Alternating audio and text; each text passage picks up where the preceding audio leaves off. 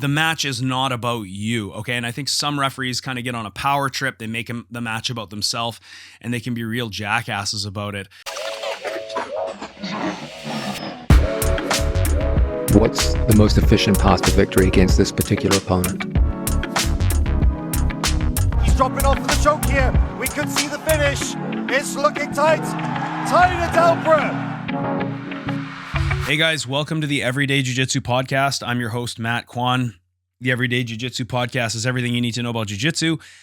This week, we're going to discuss refereeing. If it's something that you're thinking about doing, if you're interested in refereeing, this is the episode for you. Essentially, this is a crash course on refereeing for beginners. I'm going to discuss some of my favorite tricks and tips for being a referee, as well as the knowledge that I've accumulated refereeing. I'm not going to go too much into the rule set. I think that can be found in different resources, such as the IBJJF tutorials channel on YouTube, which is a fantastic resource if you want to learn the rule set of IBJJF. Also, there is ADCC seminars online on YouTube that you can watch, learn about the rules. Just understand that those are two very different rule sets. And as a referee, you do need to be prepared for whatever rule set that you're participating in. Before we get into the today's topic, I would like to remind you to please like, share, subscribe, comment. It really helps my algorithm when you guys leave comments in the comment section. And if you want to support the show, there's going to be links at the bottom for you to do so, as per usual. Again, thank you everyone for the support. You guys make the show possible. Okay, so how long have I been a referee for? I've been refereeing now for probably about 2 years, and it's always something that I've really enjoyed. I look at refereeing as an opportunity to kind of test my knowledge in the game of jiu-jitsu, whatever rule set that may be. It's a great way to give back. I'm going to talk about reasons why I do referee, but there's a lot of good positive outcomes from refereeing. I always hear the thing about how being a referee is not easy. And at times it can be difficult for sure, but most of the time I find it a pretty easy job. And I enjoy it. It's like solving a puzzle. As I'm watching these two athletes in front of me, I'm trying to decide, what call should I be making? What is the best call? How well do I know the sport of jiu-jitsu? And it really does test you. So if you want to deepen your knowledge and your understanding of the sport of jiu-jitsu, doing referee work is one of the best ways you can absolutely do it. It can make you a better competitor as well. So first of all, you need to know the game. You need to study the rule set that you're refereeing at. I mentioned at the beginning of the show, ADCC and IBJJF are completely different sports. Yes, there's submissions and different positions that are the same throughout both sports. But that being said, it is very much a different sport. It's a different type of fight. Everything is different. No-gi IBJJF is very different from ADCC IBJJF. Or ADCC rule set. I'm not going to go into these differences, as I already did an episode where I compare ADCC and IBJJF. But studying the rule set for the competition that you are refereeing for is very, very important. Even if you're someone who's been a black belt for years, if you stop studying because you think you know everything, you're going to fall behind. And before every tournament, generally the referees get together and they kind of have a powwow, they have a meeting and they discuss things, they answer questions. Now, a lot of these guys are black belts and they always have questions. We always reiterate sometimes the same thing. Sometimes there's new questions that come up. There's always new situations that come up. I can give you an example. One would be donkey guard, right? This is a position that you really don't see too often. And what we were wondering is, okay, if I sweep someone from donkey guard and I get on top, should this score? Yes, it should score. What if it's ADCC and I put someone in donkey guard, I sweep them to top reverse mount? Technically, to me, that should be a clean sweep if I have both of their legs. They're not wrapping their legs around my body, so they don't have a guard. But what if they have two legs around my body and I sweep them? Well, that's a guard, I assume, right? What if I have only one of their legs trapped and one of the legs is over my back? Is that considered a guard, right? Like, these are the gray areas that keep coming up. And because jiu-jitsu is really limitless in its vastness, there's always going to be new situations, little intricacies, little nuanced scenarios that are really going to test you as a referee.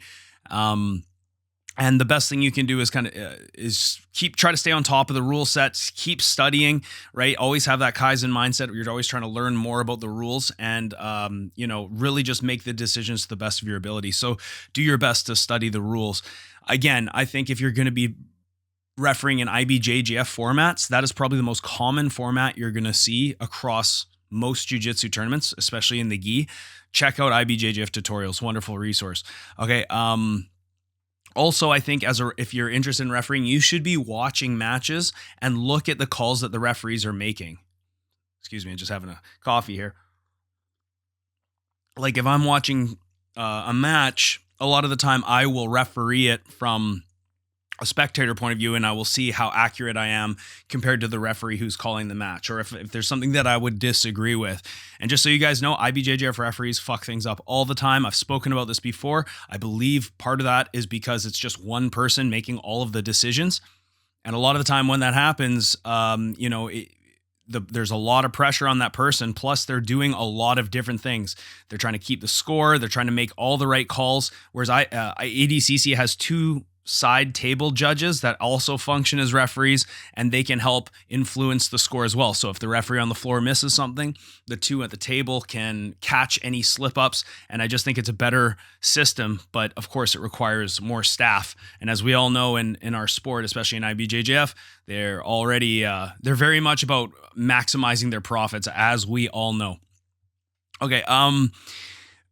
Try to make the best, the calls to the best of your ability and the best of your knowledge. Okay. And you know what? Everyone's going to make a mistake when they referee. Everybody is going to have slip ups here and there. One of the questions I always get is, okay, let's say I make a mistake and I hear someone yelling at me from the sidelines, and now I'm second guessing myself. Did I make a mistake? Did I not? Guys, try to make the call to the best of your ability, but I don't see anything wrong, if you can, with stopping a match and asking someone else about their opinion on something. I'll give you an example.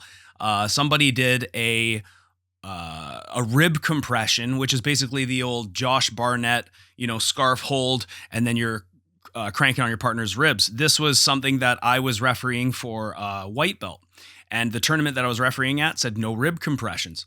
And I said, hey, to me, that looks like a rib compression if I've ever seen one. I said, no, this is legal. This is, the guy tapped out from it. And I said, okay, hold on. And I went and grabbed the tournament organizer who I could see. And he came, I said, hey, and this is a local level tournament. We're not talking like IBJJF, a big tournament. And I said, hey, this is the technique. Is this allowed? I view this as a rib compression. And he's like, oh, no, the rules are kind of vague here. When we say rib compression, we mean like someone's in the closed guard, the person on the bottom puts a body triangle on and squeezes, and the person on top taps out. This we're going to consider legal. And I'm like, because it's just side control pressure. I'm like, okay. So I was about to DQ that guy, but I actually got a second opinion on the topic, and then I just I called it as a submission, as it was a legal hold. I could have DQ'd the guy, raised the guy's hand, and then they both walk off, and one guy's upset, and the other guy thinks he won, and then maybe I made the wrong call, right? Like we don't know. So what I'm saying is, don't be afraid to be kind of transparent out there. If you don't know the answer, that's okay. Just like as I'm an instructor in the gym, when someone asks me a question, I don't have the answer. One thing I try not to do is bluff my way through it and give bad advice, or give advice that I later find to be wrong. It's okay to say, hey guys, like, let's take a sec here. I don't need to come up with a decision right now. I'm going to get a second opinion on this rather than just make my own call.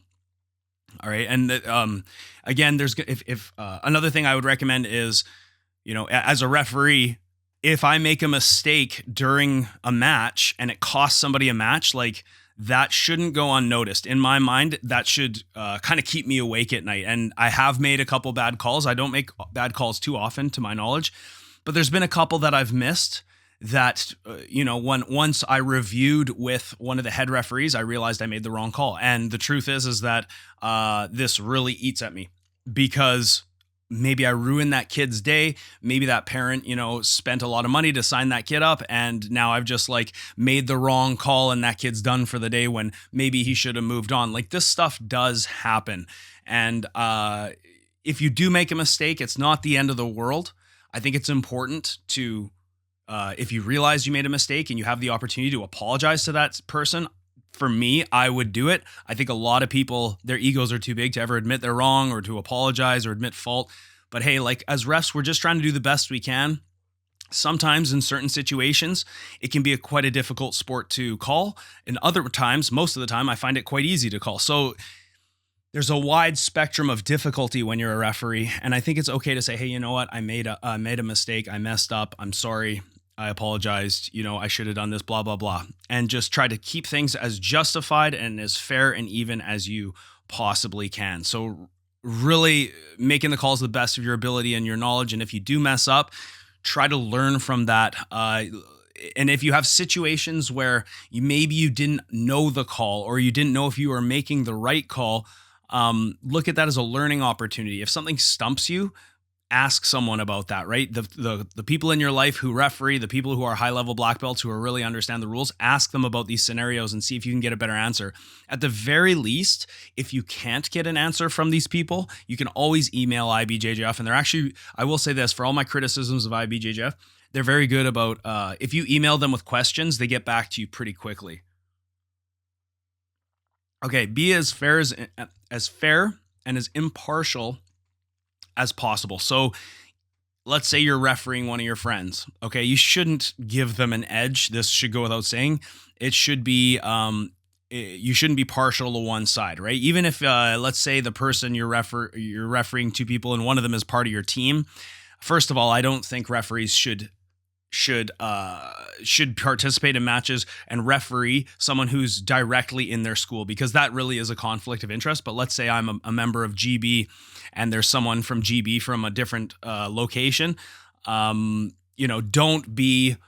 give that person any favors just because they're part of the same umbrella team that you are part of. That's very unfair. Obviously, of course, the old thing that people say in IBJJF is like, if I'm Brazilian, I will have an advantage when I compete, right? Compared to a gringo, especially if the referee is Brazilian, right? And if you're speaking Portuguese to each other, all of a sudden it's like, hey, this isn't fair. I'm the gringo who doesn't understand what you guys are saying.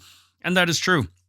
So when you're the referee, you got to treat all athletes the same to the best of your ability. And I like to think that happens now nowadays, that there isn't a lot of home cooking going on, and there isn't a lot of, favoring of one side over the other. I always try and call it straight down the middle. And a lot of the time when I'm refereeing at these local tournaments, I will have my student on my mat who's about to compete, and I always get somebody else to jump in and referee, because it's just not fair to be refereeing your own student. I think that's a mistake for sure. So here's one of the best tips that I've learned as a referee. This has helped me so many times. I got this from a guy named Drew Weatherhead. He's a black belt who lives in Alberta on the prairies of Canada. He's a content creator. I believe he's a gym owner as well. And Drew taught me this trick. I saw it on an Instagram reel where basically this will help you keep track of which athlete was on top or which athlete was on the bottom.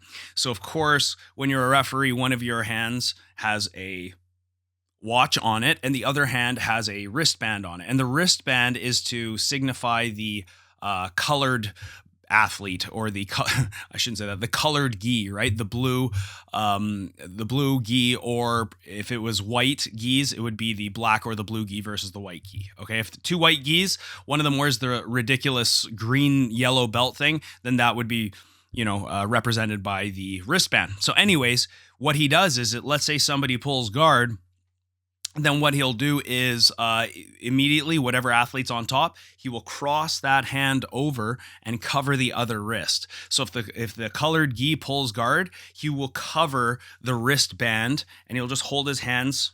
For those who can't see, I'm just holding my hands one over the other like this.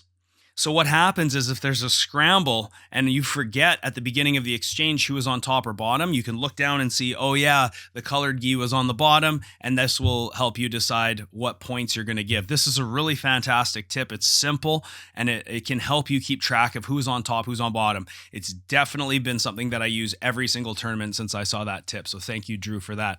Also, you have to know that really what you're doing is to prioritize the athlete's safety and prioritize the fairness of outcome. So I already talked about being transparent as a referee, not, I made a mistake, blah, blah, blah. Try to find the best way to make a decision as a referee. The number one thing I care about is it fair? Because at the end of the day, these people are spending a lot of money to compete. And, it really, the match shouldn't be about me as the referee. I shouldn't have any spotlight. That match is about the two competitors. And if you start making the match about yourself and making calls that are ridiculous, or, you're favoring one athlete, or you just want to have like a presence of power in the match, this is something that I recommend people don't do. It should be about the athletes showcasing their abilities. It's their opportunity to compete and to, prove something to themselves and to other people. You should not even be involved as the referee. You're just there to make the call, but you shouldn't even have a presence, really. You shouldn't take any... The match is not about you, okay? And I think some referees kind of get on a power trip. They make the match about themselves, and they can be real jackasses about it. Like I said, athlete safety, super important. So let's contrast, refereeing kids versus refereeing adults. If we referee kids, I've seen referees stop matches where kids are in arm bars and their arms aren't even unlocked, and they stop the match. I had to keep you safe. For me, this just shows that the referee doesn't really understand armbar finishing mechanics when they look at them. Okay. Things get into gray areas when kids start to like defend arm bars and roll over, and they're in movement or they're belly down and you can't see the arm is extended. So you have to make the best decision as a referee when you see an extended arm. Okay. Is there genuine braking pressure? And is this arm bar really on? Sometimes you can look at their legs and their legs are just like flopping out of position. You're like, okay, there's no braking pressure there. The arm bar isn't even applied properly. And sometimes the person will be defending the arm really, really valiantly, doing, spinning, trying to come up on top, trying to stack. They're still in the arm bar. It looks like they're getting cranked, but they're still moving. They're still defending. Generally for me, I let arms go fully extended, and as long as there's intelligent defense, I let it go. I only stop the match if I truly can't see the extension of the arm and the position of the attacker's legs, and I can't make a call whether or not that kid is safe. If they can't move, if they're belly down and they have stopped moving and their arm is fully extended, I'm probably going to stop it because you're not moving. One of the biggest things that the defender needs to do to defend these joint locks is to create mobilization, to move. And the attacker needs to immobilize the shoulder girdle in order to actually apply genuine braking pressure. So if I see that the bottom athlete or the defending athlete has stopped moving, then that's a telltale sign for me to start thinking about I should finish this, okay?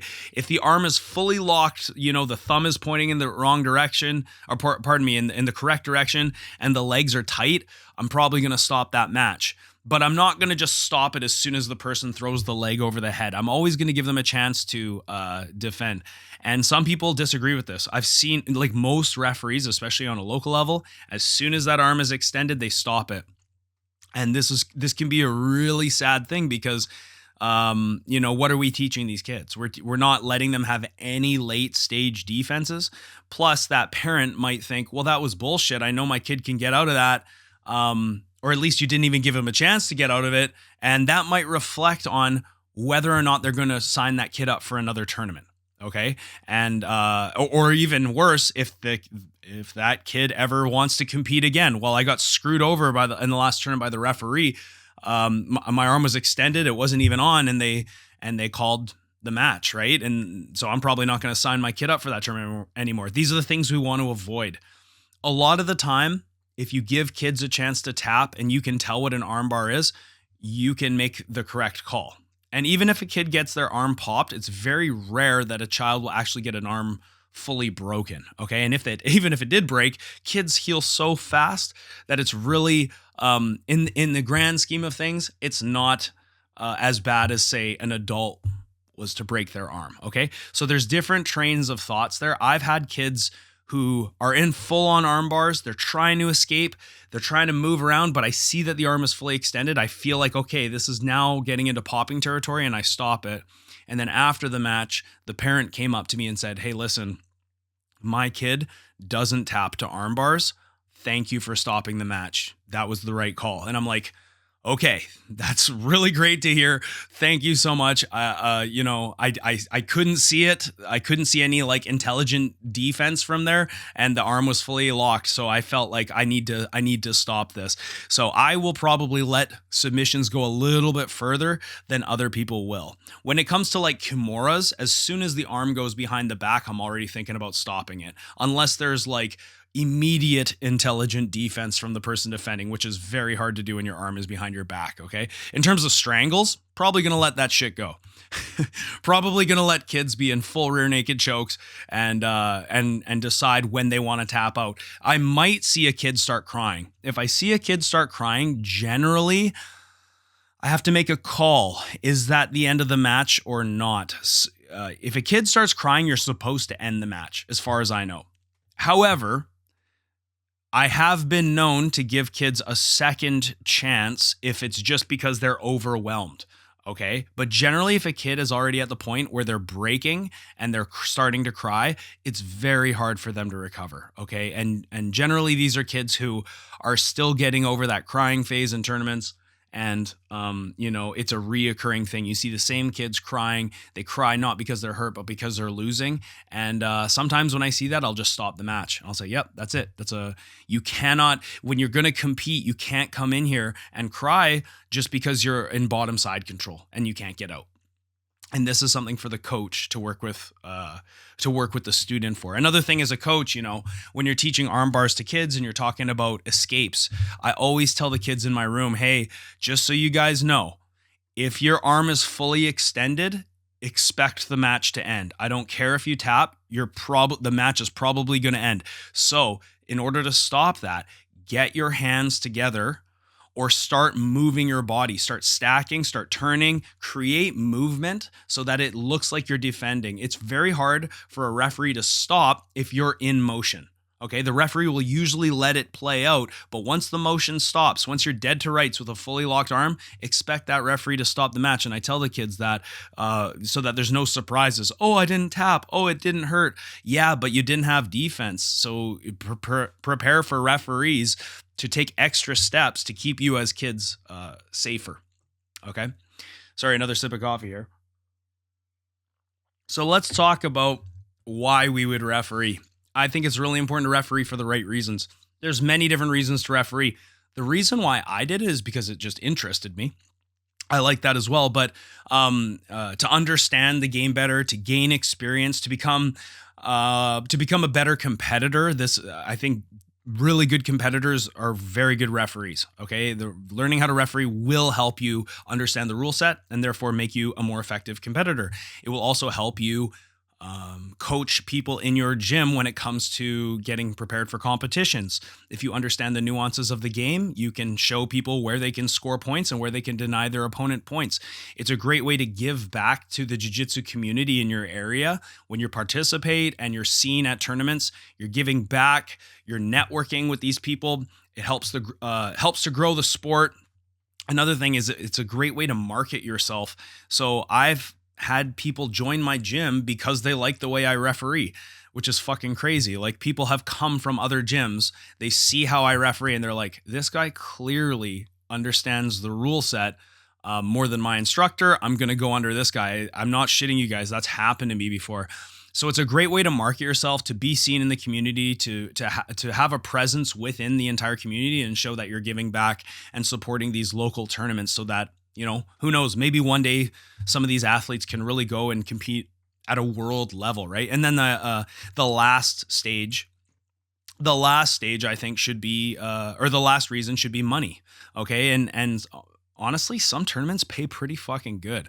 Like, we're talking like $300, even $400 sometimes for a whole day's work. That's good money to me for refereeing, and it's fun for me, and you get to watch fights and you get to work with kids, and for me, that's awesome. I would love to go work, an 8-hour shift, make $300, $400 or whatever, just refereeing jiu-jitsu. It's pretty chill if you enjoy the job. And I think money should be one of the last reasons why you would do something like this, though. It's a perk of the job, but it shouldn't be the main purpose. Really, the purpose should be improvement of yourself, giving back to the community, helping the jiu-jitsu in your area, and networking, marketing yourself as a jiu-jitsu personality, gym owner, whatever it is you do. Okay, let's talk about this. Drop the ego. So again, I talked earlier about how some referees are fucking assholes. They will try to make the match about them being the powerful one. And we've all seen this. It happens in other sports too, where the referee gets so involved, they're calling a lot of penalties, and it becomes more about them asserting their power, right? Just understand that you're not always right, and you're not perfect. This goes for everything in life. Me as a jiu-jitsu coach, me as a person, you're not always perfect, you're not always right. So drop the ego. Don't go into a tournament with an ego or a chip on your shoulder with something to prove, and you want to make yourself a main pillar of the match. You're there to help the athletes express themselves and to call the best, safest match that you possibly can and get the most justified outcome you can. End of story. But that being said, it's okay to stand up for yourself. If somebody is arguing with you on the mats, penalize their asses, right? If there is a rule in IBJJF where if you even talk to the referee, you will get a penalty. I don't really follow that rule strictly at the local level. However, if someone's rude to me, I'm definitely going to penalize them. If there's a parent from the side who's yelling at me, and that doesn't happen too much anymore from what I've seen. It used to happen a lot. I think nowadays they're more in tune with the rules. They understand what's going on more, and it happens less. But if that is happening, usually what I'll do is after the match, I'll go over and I'll talk to them and I'll say, why aren't you refereeing? Why aren't you contributing? You seem to know the rules better than me. Why aren't you refereeing? Do you train? Oh, you don't even train. Who are you to give me advice? Do you know what I mean? Like, you don't have to be rude about it, but you could just have that conversation. It's better than returning the same energy that you would get from someone who's jeering at you from the sidelines. Okay, so it's okay to stand up for yourself and to defend yourself and defend your team of referees. I already talked about making the best call to your ability. And really what that comes down to is your perception of the situation. Your perception of the situation might be completely different from one of the coaches in the corner of the athletes. It could be completely different from another referee. It could be completely different from someone in the stands. And really at the end of the day, it's all up to your perception. I'll give you an example. Let's say I'm playing guard and somebody's on top and they do a knee cut. And from that knee cut, they clearly pass my legs and I start wrestling up on a single leg. And then I come up and I finish a sweep. How do you score that? Someone might look at that and say, well, it was all in one continuous movement as I was on my back and I came up and turned into a single leg, so it should be two. Somebody else might say, no, that person hit a knee cut. They were past the hips. As they passed the hips, the person was coming up, got a single leg, and now that should be an advantage for the pass, and the person on the bottom did not sweep from a guard. This is a ridiculous rule, by the way. I fucking hate that rule. So how should this be scored? Should it be an advantage for the guard passer and now he's on the bottom? Or should it be a sweep from the bottom player? It can't be both. This is all up to the referee's perception. In that moment, the referee must make a call. Who is initiating? Is it the sweeper from the bottom? What can we say that was a sweep from a guard? Or was it the person on top hitting a pass, and then they ended up on the bottom getting reversed from a position that's not a guard? So these little nuances exist everywhere. I can't tell you how often I've seen referees give 2 points off of a sweep without 3 seconds going by. Ridiculous. This is so fucking easy. This is one of the most basic rules. You see an athlete switch positions with another athlete, they switch top to bottom, instant 2 points. It's like, dude, you got to count 3 seconds. This happens all the time. So you really have to just look at it as a test for yourself. And like I said, if you make a bad fucking call, that should haunt you. That should follow you home, so that if you're going to referee again, you're really remembering that moment and you're thinking about it. And like I said before, don't be afraid to change your mind or admit that you made a mistake. most people, if you make a call that fucks them over or fucks their kid over and it ruins their day, maybe you made the wrong call. If you go to that person after and say, listen, I made a mistake. I'm sorry. Mistakes happen. I really apologize. Most of the time they forgive you. You'd be shocked if you're just, if you're humble and if you are transparent with people, how much they will give back to you. Okay. But if you say, no, fuck you, like I made the call because that's the call I saw and, don't talk to me like that. A lot of people will think of you like, oh, this guy's an asshole. This tournament's a joke. The referees are horrible. Okay. And there are local tournaments here. I'm not going to name them, but there's a local tournament here that is notorious for bad refereeing. And I have so many athletes and parents come to me and say, we're not supporting this tournament because the referees are horrible. And that's the worst thing you as a referee want to do for an organization, right? You're there to help push the organization forward and give everyone a good time and call it right. You are not there to, give them a bad reputation just because you have no idea what you're doing. So don't be afraid to do that. If you make a bad call, it's okay to go to someone and say, hey, like I made the wrong call. I apologize. Everyone makes mistakes and I'm just a human being. I'm going to learn from this. Like that's totally forgivable. And that is sort of how I would approach that if I ruin someone's day. All right, we're going to talk about referee etiquette. So first of all, professionalism. Some tournaments before an event will send out like a mass email to the referees and say, hey, like here are some do's and don'ts for those of you who are new to refereeing. But like essentially, you don't want to be standing around, hands in your pockets. You don't want to have like conduct that makes you look disinterested in the situation. I'm always on my phone, right? Standing on the mats on my phone or sitting on my butt on the mats. You got to have your uniform looking good. If you're going to step into a coaching position that day, maybe you're coaching and reffing, which I often do. You got to cover your uniform with like a sweater or something so that it doesn't look like a referee is coaching. Simple things like this.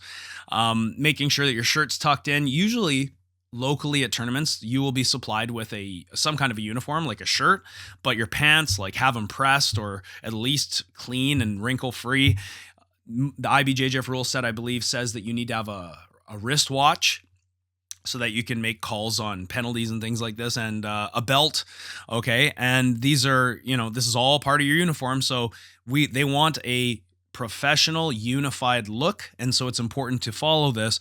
You want to obviously avoid any unprofessional language or gestures, anything that's going to show that you are that you're partial to one athlete. So if an athlete does something awesome and you start like applauding, that's not good. It looks like the referee is favoring one athlete. So just basically treat it as if you are on the job and your boss is constantly watching you, right? That doesn't mean that you can't have fun or smile or laugh or have a good time or even make jokes. It just means don't be inappropriate, and your body language should look like, hey, I'm excited to be here. I'm passionate to be here, and I'm here to do a job. I'm going to fucking do it well. I'm going to call it right down the middle. I'm not going to take this as a joke and just come here for my paycheck. If you're going to do that, like I wouldn't want you refereeing my match personally. Okay. And just understand, again, just to reiterate what I said, that your actions and your ability to do your job as a referee, that directly influences the experience of the participant and the parents and the spectators. And that could be the difference between somebody signing up for that tournament again or not ever wanting to do it again. And furthermore, it could follow you around. It could follow you around as in terms of professionalism as the referee who sucks. Okay. And I'm going to share a funny story later about this exact situation. Okay. Let's talk now about mat awareness. This is very important. I saw horrendous injury as a ref. I wasn't a referee. I was down in the States in Linden, Washington, and I saw a referee completely get his knee destroyed. It was so sad, so fucked up, especially someone who's had knee injuries. I saw a referee, basically standing there, not facing the mat next to him. The mats were shockingly small, actually. The mat spaces were small. And what this results in is people are running out of bounds, especially like big guys who never want to pull guard. These heavyweight guys that are just, they're doing the shitty high school wrestling match type judo where they're standing and gripping each other and they're getting penalties because nobody's shooting and they're just basically looking to win on a snap down and a go behind, right? Like this is how some, big purple belts fight. And, one guy took a shot and ran the other guy off the mats, and the ref had his back turned and they fell sideways into his knee. And his knee was fucked. He was out for he's the whole tournament now. He's on the sidelines. He's crying because he realizes what this means. And apparently his whole knee got destroyed because these two big guys fell into his knee. So we have to be aware of this as referees. Do shoulder checks often when you're a referee. When I'm reffing, I'm always thinking, okay, what is my orientation to other mats? And also, just as a courtesy thing, am I standing in front of the parents or people who are potentially filming this? Because as a competitor, I like to film pretty much all of my matches if I can. So the worst is when a referee is standing between you and the athletes, and now the athletes do something cool, but the referee was in the way and you didn't catch it on tape. That's so disappointing for an athlete, right? So I don't have to do that. I could stand in front of the camera. I don't give a fuck, and that's fine. But I think it's better if just to have that common courtesy. So generally, if I have the choice between standing in front of the spectators and standing in front of the score table, I'll stand in front of the score table so that there's a clear view of the athletes. But first things first, I need to prioritize my job, which is make the best call possible. So if I do need to stand in front of them to get a better look, unfortunately, that takes precedent over somebody filming. The next thing would be, okay, let's say I'm in the middle mat and there's two mats, one to either side of me. I need to be aware that, especially in a smaller mat space, I need to be aware that at any time, people can come crashing into me. Okay, the reason that this happened in Washington is because the girl who was refereeing her match, first of all, a small girl is refereeing these two giant heavyweights. So she's not able to physically touch them or move them or anything. And as one shoots and drives onto the other mat, that referee was completely out of position. Not only were they completely out of position, they didn't even yell stop, and they just ran off the mats into the other referee who had his back turned. Generally, what I like to do if I'm on the edge of a mat or near the edge of the mat, I suspect it might go towards me, is I put my back to the mat, and if there's another referee there, I like to go back to back. Okay, so we have each other's back. He's going to make sure his athletes don't collide into me. I'm going to make sure my athletes don't collide into them. I would say people are less likely to run off the mats if a referee is standing right there. Okay, just in their peripheral, they will make judgment based on where that person is and avoid running into them. So if going back to back with a referee on a border and sort of like keeping each other safe is really good. But the worst thing you can do is be completely out of position. And then as they're running off the mats, you don't even yell stop until the damage is done, right?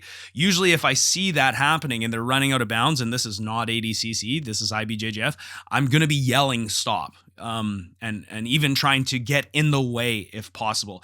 And I'm always trying to keep the athletes in the middle if possible. I'll even be verbal about this, keep it in the middle, guys. Let's keep it in the middle, because a lot of athletes will, whether you like this or not, intelligently stand near the outside in a strategic way so that if they get taken down, they can kind of, whoops, I bailed outside. And that's actually a really good strategy for the IBJJF rule set. For ADCC, they don't give a fuck. Okay, go into the clothing stand over there, go into the parking lot and keep fighting. As long as there's action, they're just going to keep fighting, right? So that's that's where the sports are a little bit different. But my point being is always be shoulder checking, be looking at not just your athletes, but the athletes next to you. You do not stand with your back to another mat space and have no idea what's going on behind you. There is a high risk of injury if you do this. You always have to look, okay, where's the other referee? Where are my athletes? Where's the athletes behind me? Where's the athletes in front of me on the other mats there? Where, like, you are not just supposed to tune out and focus 100% on your match. You have to keep your wits about you and keep yourself safe, because like I said, you can get injured in these situations. And, sometimes I could see how somebody who's new to reffing could easily overlook this aspect of refereeing. All right. When you're a referee, know when you need to take a break. I will say this. I said it was an easy job, and to me, a lot of the time being a referee is a pretty easy job. But you referee for 2-3 hours straight, no break, it's going to be hard, okay? And ref days can be extremely long, and I've had some ref days that are very short. You know, I've done a tournament in under 6 hours, and I've had tournaments that go 8+ hours. Okay. So you never really know what you're in for. You never know how many participants there are, but just make sure that you are getting enough rest time and you're switching in with people, especially, you know, if you have students competing. A lot of time in the situation that I'm in is I have kids competing. And what that means is usually the kids go early in the first matches are the kids in the gi usually. Locally, and then we get that out of the way, and then the kids start no-gi. So sometimes I'm usually taking my break first because I have to coach, but I can switch in and out if I'm communicating with the other refs. Make sure you're not just leaving your post and then all of a sudden there's no referee there. Like, let someone know, hey, my student's about to go. I need to coach. Can you cover me? Oh, hey, I got to go use the can. Can you cover me? Oh, it's almost my break time. I need someone to cover me.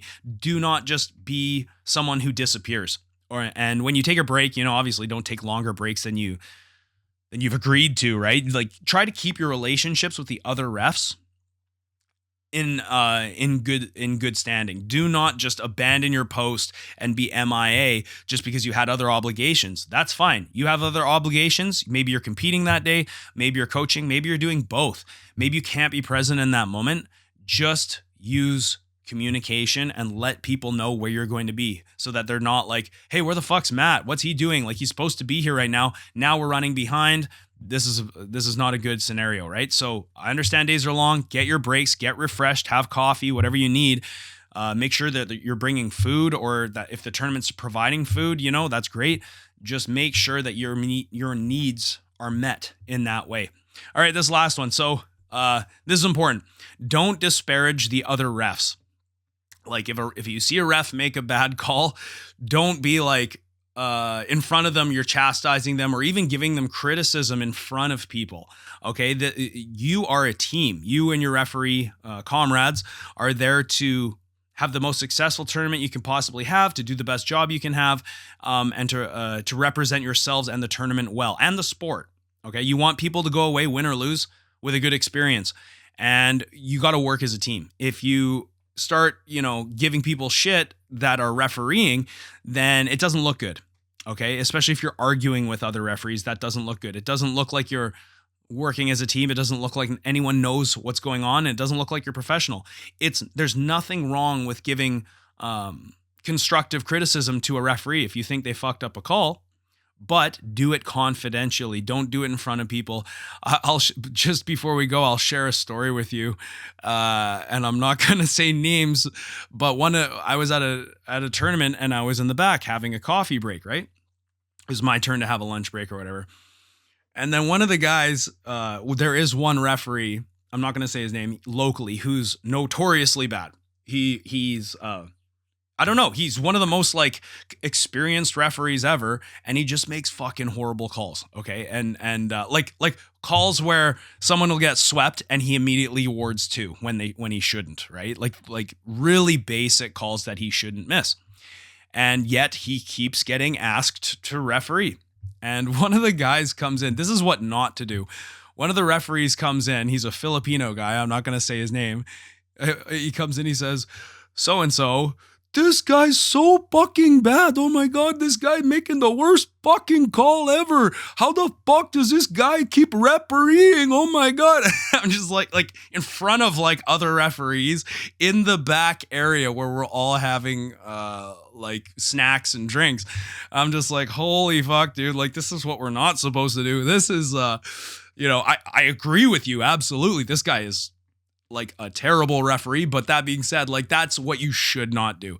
Don't go in and just air your grievances with everyone because we're all thinking it. if I was gonna, I would go to someone and say, hey, like, don't you think this guy fucking sucks? Like, he's kind of a bad ref. He's constantly making bad calls. I see it happen all the time, and he's ruining the vibe for everyone. He's ruining everyone's day. So that is, to do that in front of everyone, that's example of what not to do, right? And don't be loud and obnoxious about it. But holy fuck, it was funny, man. Because I was like, yes, I totally agree with you, but that's not cool. You shouldn't do that. We're supposed to be a team. We're a cohesive unit. All right, guys. That's all I got for you guys today, and I hope that was somewhat helpful. Again, there's so many little things that you'll learn as a referee if it's something that you want to do. And please leave in the comments section if there's tips and tricks being a referee that I missed, because that's very, very likely. But I would recommend, if you're a high level jiu-jitsu fighter, you want to become a better competitor, you want to give back to your community, and you want to make a little bit of money, I think refereeing is a great thing to do. Before I go, please like, share, subscribe to the channel, leave comments wherever you can. If you want to support the show, guys, check out the online academy at the bottom. That's the best way to support. Also, you can buy merchandise. You can buy my kids' book. You can also just leave a donation at PayPal, which is in the bottom. All of these really, really help me. I appreciate you guys listening to the show. Other than that, just remember, Everyday Jiu Jitsu podcast is everything you need to know about jiu jitsu. And I'm going to see you guys later. Bye-bye.